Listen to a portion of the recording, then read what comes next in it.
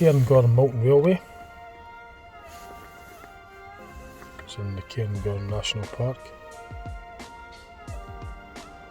And that's where it's situated, in Scotland.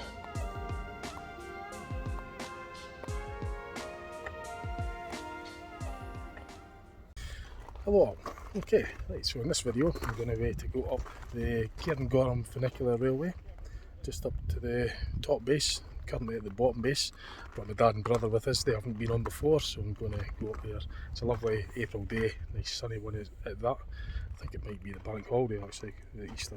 So, but it's a nice day for it. So I'll get some footage of the journey up and some footage here and at the top as well. So it's very busy.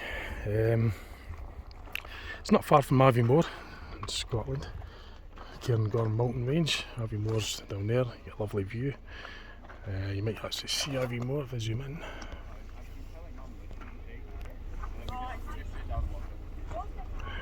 So it's a holiday resort kind of area, and it's a ski centre, the Cairngorm ski centre in the Funicular Railway. So it works on the principle of one railway comes down, one goes up, sort of cable, and the counterbalance of weights. I'm going to try and show you this like paraglider there, if I can get that in. There it is. Very smart actually. Looks like he's enjoying it. But yeah, that's the railway anyway that we're going to go on.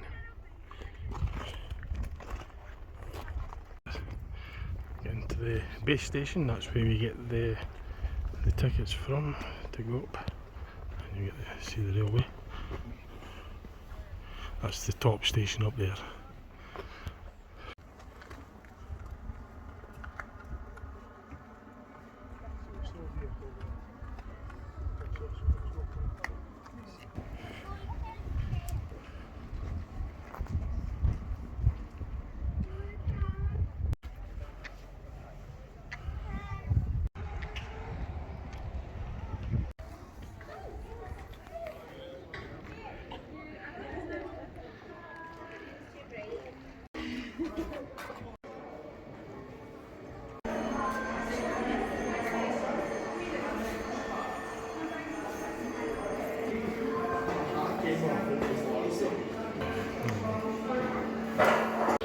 Aboard the train, it's leaving in 5 minutes, so that's it here. It just basically follows the rails all the way to the top. So as one goes up, one comes down, and it's a counterbalance system.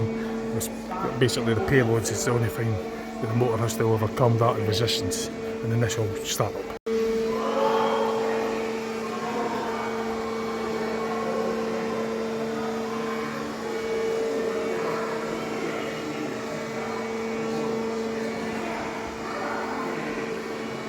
This is just the new one. We're going to leave in a few minutes and we're going to head up to the top base station.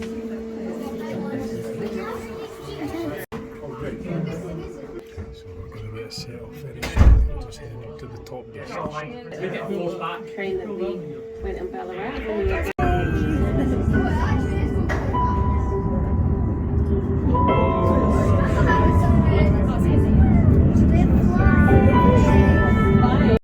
They are seen all over the world as a place for respect, challenge, inspiration, contemplation. Therefore, we operate a visitor management system to help protect it. Of this unique and iconic national asset. As we climb through Corrie Cass, we are travelling through a landscape thousands of years ago, which was too much for these higher forests to survive.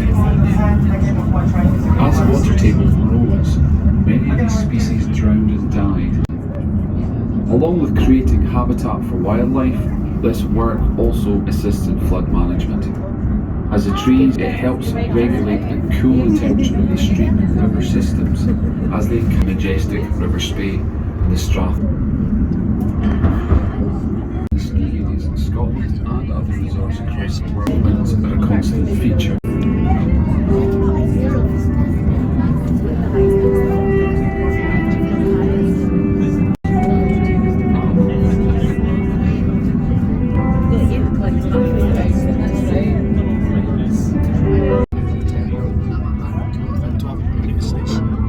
Top station, sorry. Top station.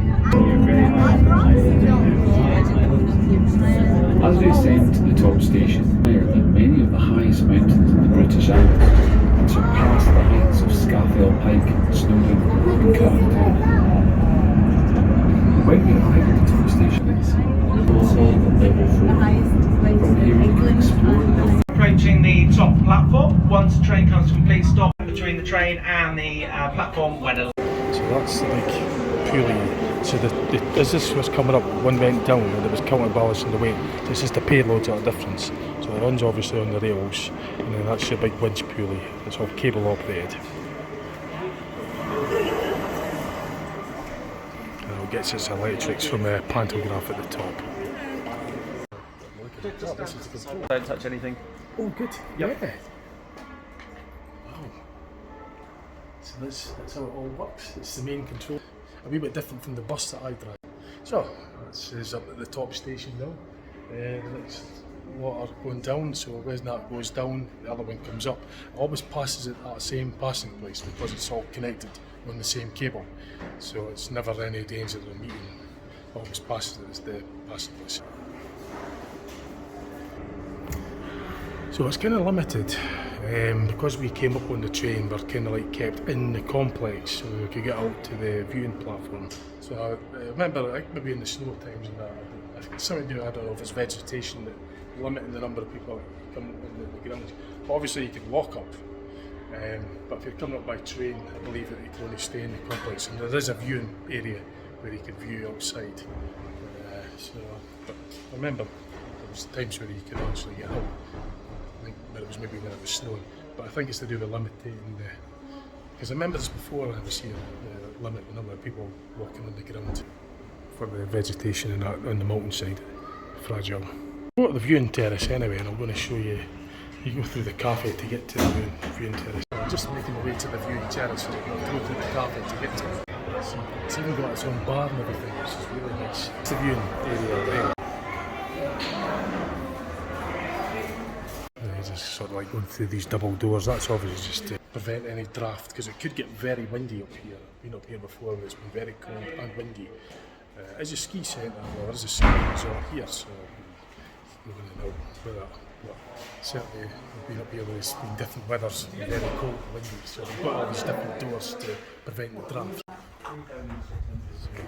a wee bit of this.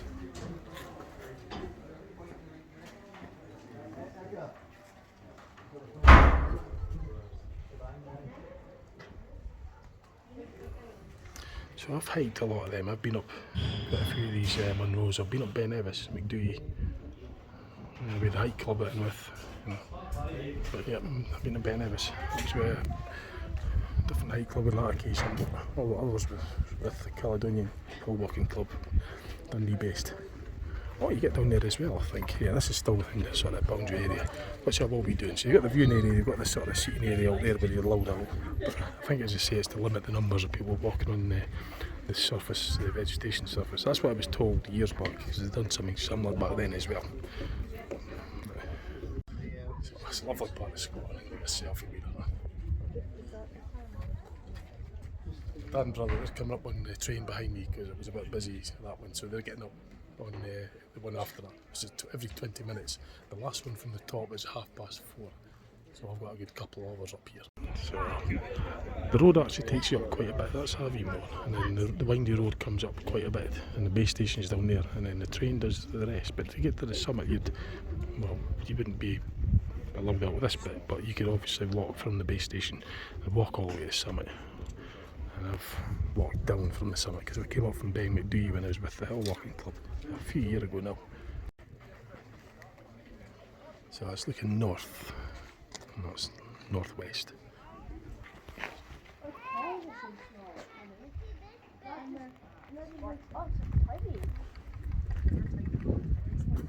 So I'll be coming back here again and just going to get the footage of my dad and brother coming off the other train behind me for the private video that I'm doing. But in the interim I'll get some footage for you. So there is still some snow in the mountains, which is common in Scotland for this time of year. Even in the summer there could be snow on the mountain tops. But the pathway going up to the summit, which I've been up before, you could get right to the summit, but you've got to start from, make your own way up. But if you're coming up by the funicular railway, the one is to stay in this complex area, so to limit the number of people on the delicate, fragile vegetation. That's what I was told years back anyway. So you could get right to the summit of this mountain by that path.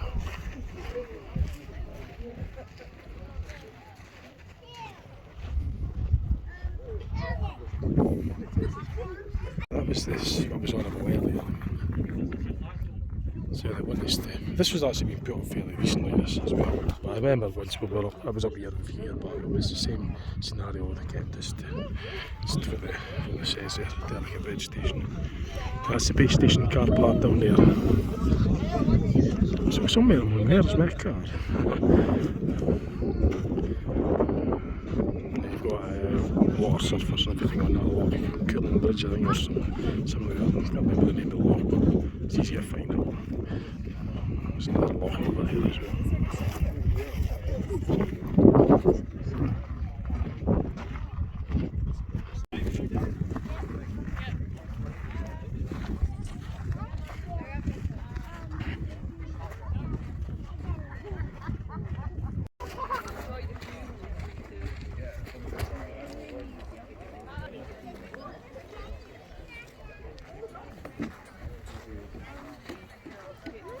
So the restaurant's up there as well, and you can get a table if you're lucky by the window.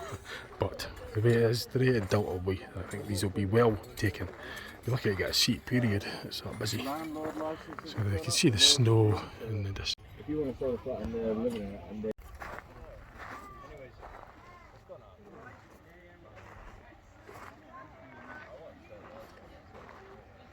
There's an exhibition centre there as well, like a sort of 10-minute video explaining about how it was built and all the rest of it.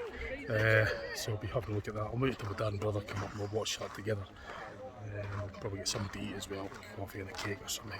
So this might be the exhibition centre here, and I can't remember exactly, it could be. There is a video as well, that tells us a bit about it.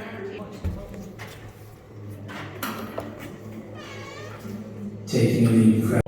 Go in there later on and watch that. We'll wait till my dad and brother come up, we'll watch it together.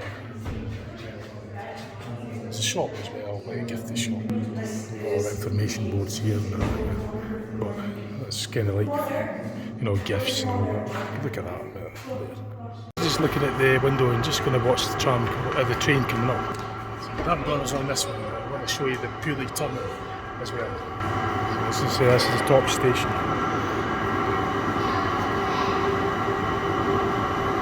So it's like an elevator system, or a lift system. As one goes up, one goes down, counterbalance the weight, and the motor's overcoming resistance, payload, friction, wind resistance, just going into a headwind, stuff like that. But the actual weight of the cars will be balanced out.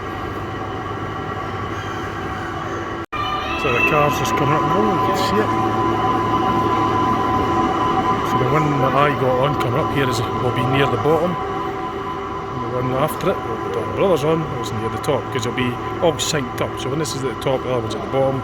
When they meet in the middle, the passing point will meet exactly the same places, so they're all fixed on the same cable.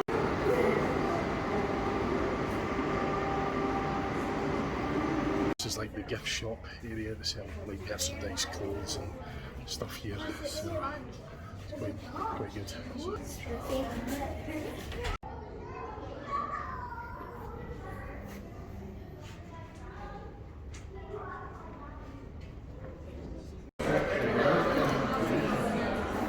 So, we got something to eat in the cafe. We're just going to get tucked in.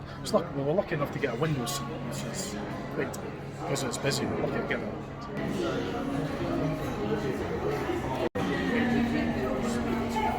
So, something to eat. Dad's just going to have a cup of coffee. You know, we'll go for a wee wander up there.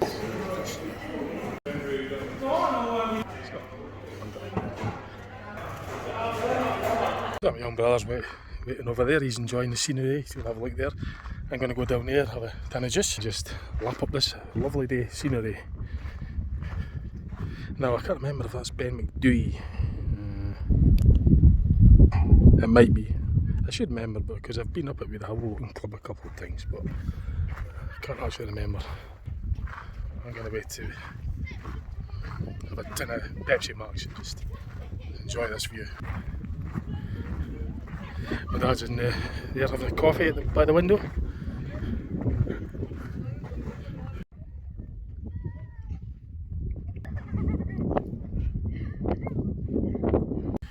So we're going to see the film now. Viewing gallery movie that tells us about how the place was built and all about the funicular railway. But I won't be able to record that obviously, but I could tell you about it when I finish watching it. It's all included in the price as well. This huge glacial valley forms a central part of the intricate network of rivers, historically used by travellers. This is looking north, just up the mountain top. I watched that movie, it was quite interesting. It was the 270 degrees panoramic screen.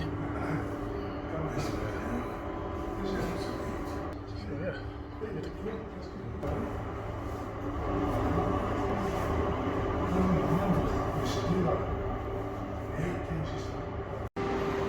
So there's a wee bit of information about the actual funicular train, some technical stuff.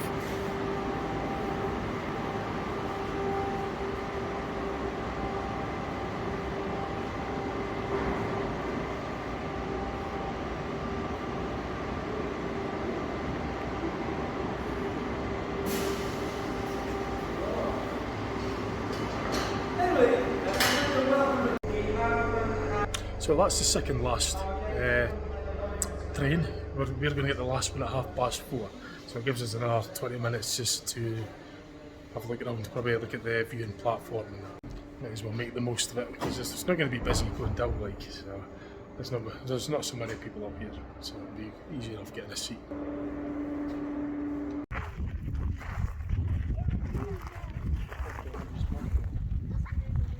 Them actually, yeah.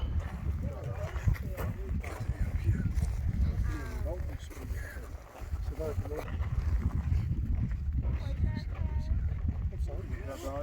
I think so. So the railway actually, the tunnel bit that we went through to get to the top is kind of like under we're standing above it for 50 or so metres, and then you've got the overlooking restaurant windows, overlook this lovely view. So the funicular rail goes underground for a bit through that tunnel. Paraglider, yeah. That was good fun, that. That was great fun.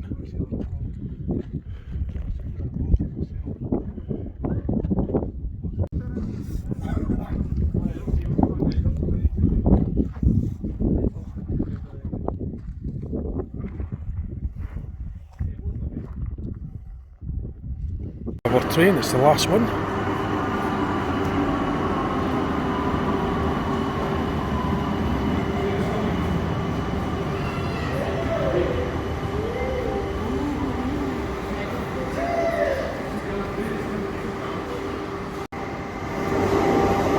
That's where it gets its electricity from pantographs above. Just on the descent to go back down to the lower base station. Hello.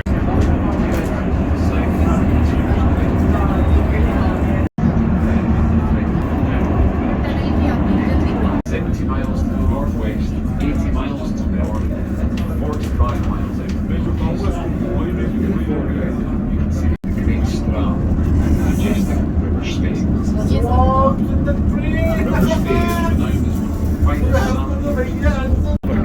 sun. They're all fixed on the same cables.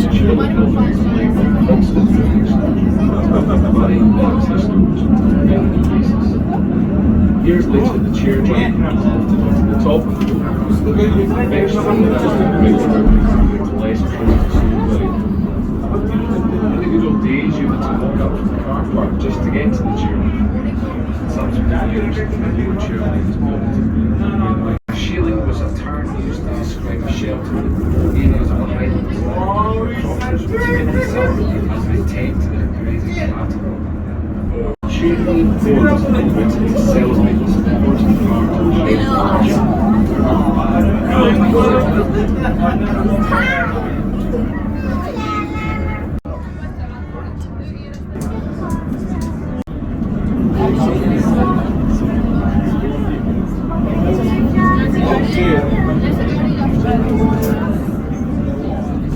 Station here, once the train comes to a halt, open the doors on the right hand side as you look down the hill.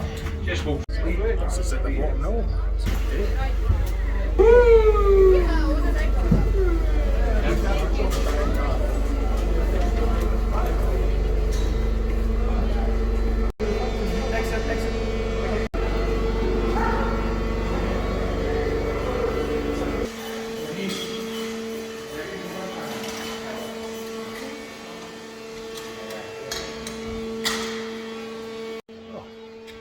I enjoyed that.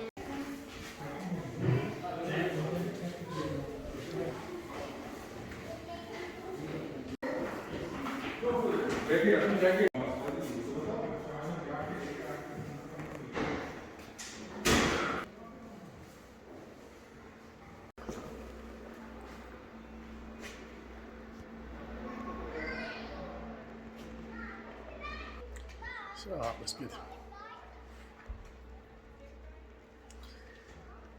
Right, so I'll be rounding off the video quite soon. I've completed the journey from the bottom up to the top. Had a look around, had a meal at the top and everything.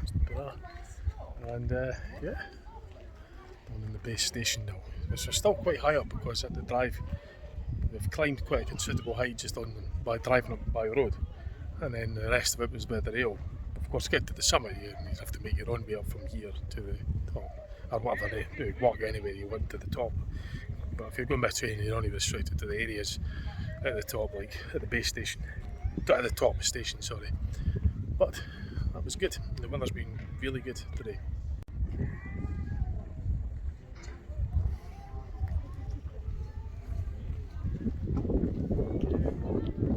So, I think I'll pretty much round off the video. That was really what this video was about. It was just about the funicular railway here at the Cairngorm Mountain Snow Range, the ski centre. Right, hope you enjoyed the video. See what else I put on my channel, and thanks for watching. I'll catch you later. I've got a long drive back from here to Dundee now. Catch you later. Bye.